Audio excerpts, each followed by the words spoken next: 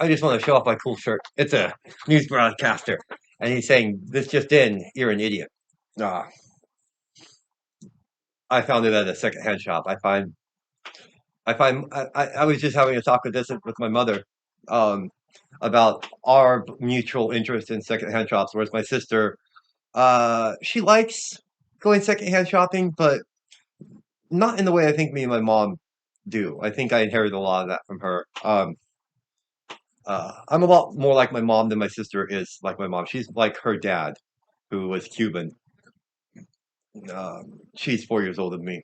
Um, but uh, but that's not what I want to talk about. Um, what I want to talk about is for all the left leaning people out there, Democrats, progressive thinkers, who no, I have no problem. In fact, I like people who think different than me. I think most people, by a rule, think differently. Even people who are conservative leaning think differently than me because of my Asperger's. But um, but I want you to ask yourself one thing. Um, we people on the left hated Bush, people on the right hated Clinton, but there was never the type of visceral animosity for a candidate like Donald Trump, a Republican from the left. There were countless members in Congress and Senate and commentators of the leftist persuasion that still to this day echo that he was a racist or a Nazi or homophobic. And uh, and I see. I can think Bill Clinton was a bad president, but I'm not going to assume that he was a racist, even though he's a Democrat. So most likely he had that type of leaning, even if it's just a small degree. The party has always had that, whether they are conscious of it or not. That's how a lot of the underlying views and opinions are based in race. Um, and that's just how they are, and it's sad. And I talked about how I think the Democrats really need to come to terms with that and accept it, own up to it. Um, but this video is about what I guess m- more colloquially known nowadays as TDS, the Trump derangement syndrome. But the only reason it's called that is because the people on the right saw that their reaction to this guy um, was in most cases not based in reality.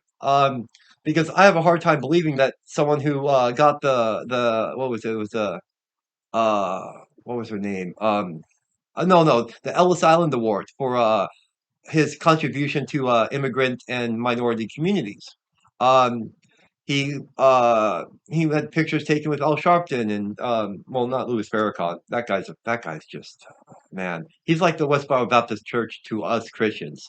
He's just not a good person or a good organization in any way, shape, or form. But what Trump Derangement syndrome is, and why that's so regularly used now instead of the more appropriate term, is because of it's what it is in regards to Trump. Um, Now, the more adequate or the more applicable term for that type of mental, whatever you want to call it, is just cognitive dissonance. Now, cognitive dissonance is it's in nature, generally found in people who um, were well, I hate to say who suffer from arrested development due to some type of mental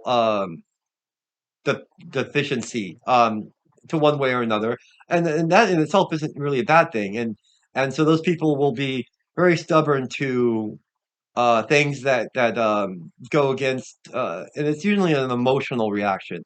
Uh, if it makes them feel bad, they fight it. They go against it, um, and they have a hard time getting away from that. And I, as an Asperger's, I also have similar things. If I will get sometimes just so irate over just the smallest little thing that doesn't matter. And I've learned this over time through my interactions with friends and family that I see myself doing it, and so I have to remove myself until that a visceral reaction that I have passes. But I've learned to deal with it, because I don't suffer from arrested development. I'm able to put logic into play to help any type of thing. Now, when I was younger, not so well at it, but as you get older and you get more adept at dealing with those things, you notice them more and you're able to deal with them.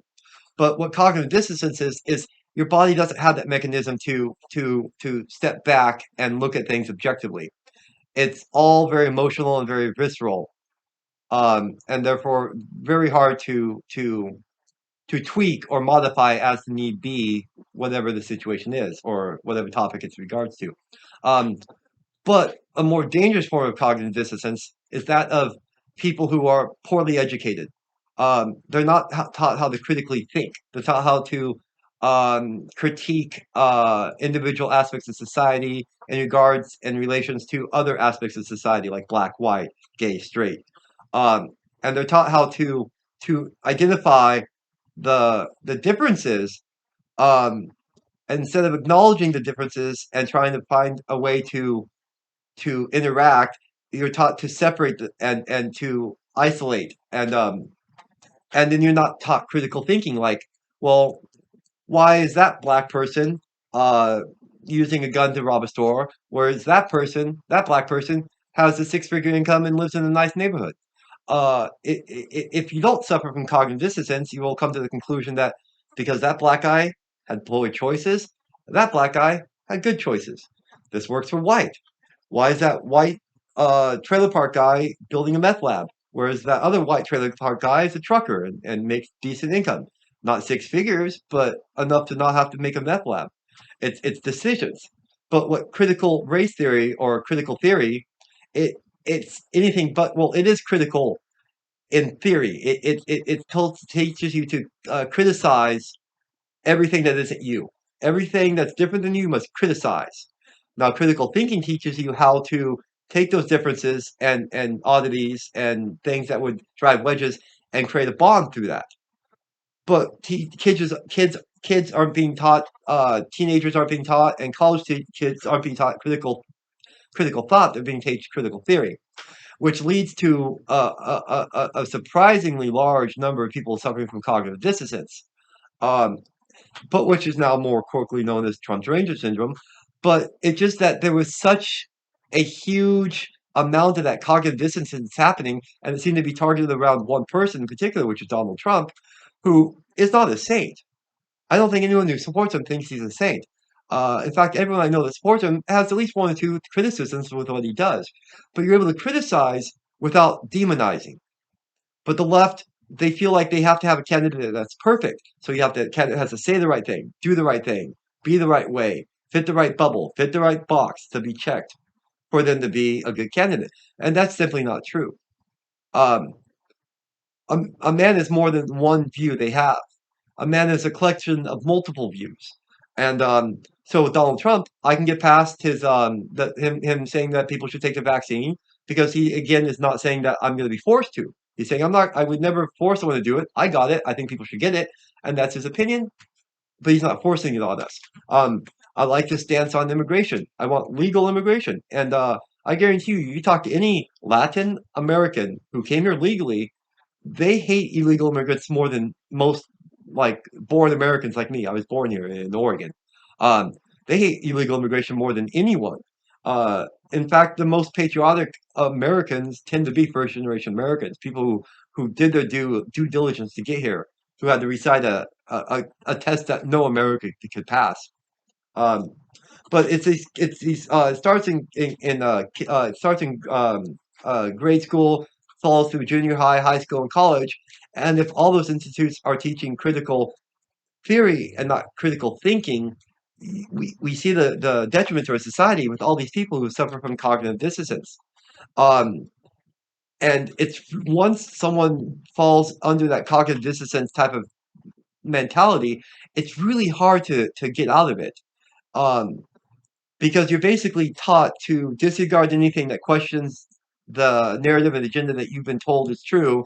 So that for anyone who tries to come and say think from a different point of view, you'll counter with, well, you're not that way, or you're not black, you're not white, you're not Asian, you're not gay, so you cannot talk about it. So they will never hear any view other than the one that they've been echoed to through all of the education. And it's this cognitive dissonance that's really kind of very detrimental to a free society. Because a free society, first and foremost, must be educated, but not indoctrinated. The best thing a school can do is teach you how to read, write, and do math, and then let you decide how you want to use that education of reading, writing, and arithmetic, what you want to pursue in life, what you want to do, how you want to be. But you shouldn't be taught that. You shouldn't be taught how you should be or how you should think. You should be simply taught the tools and mechanisms in which you yourself, as a sentient free being, can decide what you want to think and how you want to feel.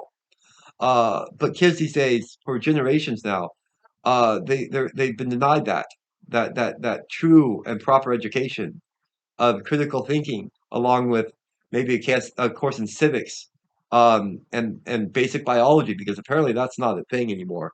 Women can become men and men can become women, and viruses are stopped with a paper mask. That's it's fucking ridiculous, and that plays into the cognitive dissonance.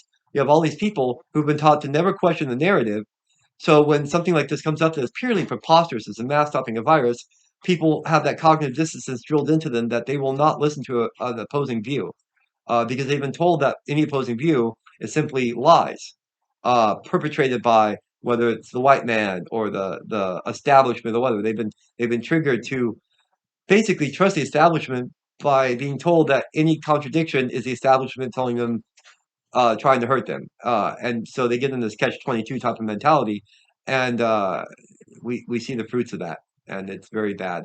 So if you're on the left, you need to seriously start looking at some of the things you think and the things you view, and wonder, is it truly how you feel, or is it how you've been trained to feel? Because that's very important. And at the end of the day, if you still feel that way, fine. But if you think maybe your ideals don't line up with the talking points for your side, maybe don't consider becoming straight a Republican, but just more in the middle. Because I think in the middle is where we meet. We don't want everyone going straight over to the right or straight over to the left. We want a middle, with the two sides on each side, so we get a good mix of ideas and opinions. Uh, that's it. Thank you. This has been Isaac with American Lighthouse. Uh, this video will again air Sunday because I don't work on Saturday, so I'm recording these videos tonight. Uh, so Saturday night I don't have to record the video for Sunday, and so Sunday morning I can wake up and just put the videos up. Because Saturday's my Sabbath. At least I treat Saturday as a Sabbath. I guess you can do it Sunday. I think you can do it any day. I think as long as you leave one day to God, I don't think he's gonna nitpick if it's Sunday or Wednesday. I just think Saturdays. I think it was more traditional, and it's easy to do because it's Saturday. So thank you and goodbye.